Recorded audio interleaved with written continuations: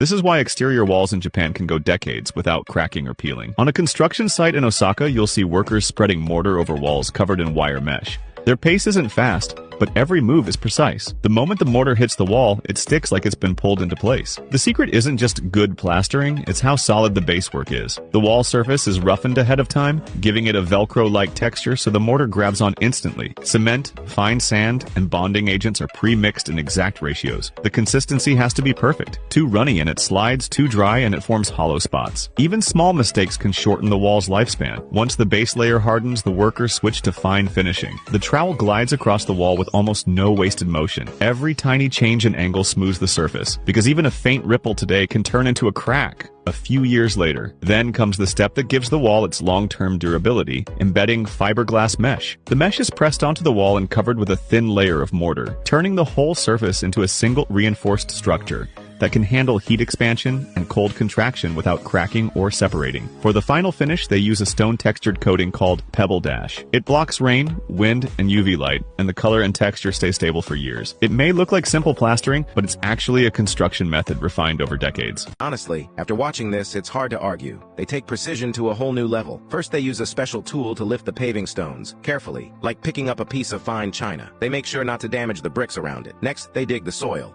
exactly to the required depth. Not an inch more, not an inch less. Then small stones are laid at the bottom. This creates a solid base layer. The foundation gets compacted tightly. Grout is poured in. Then gravel is added and packed in to strengthen the base. Every step looks more like a science experiment than regular road work. Finally, the paving bricks are placed back. Every gap lined up perfectly. Every brick sitting level. Even the brick cuts look razor clean. When they're finished, you can barely tell the road was ever opened. Now look at how they repair a damaged road foundation. Again, every step is incredibly precise. First, they carefully mark the damaged area, then they sweep away the dust until the surface is spotless. Even the dirt inside tiny cracks gets cleaned out. Next, they drill a row of holes into the ground. Then a blower removes every bit of dust. Steel rods are inserted one by one. Each rod is cut to the exact length and firmly anchored into the stone on both sides. This reinforcement makes the repair extremely strong. Then they spray water evenly over the surface. This helps the cement bond better. Next, the freshly mixed cement is poured in. Workers smooth it out carefully, little by little, until the surface is perfectly flat. From cleaning dust,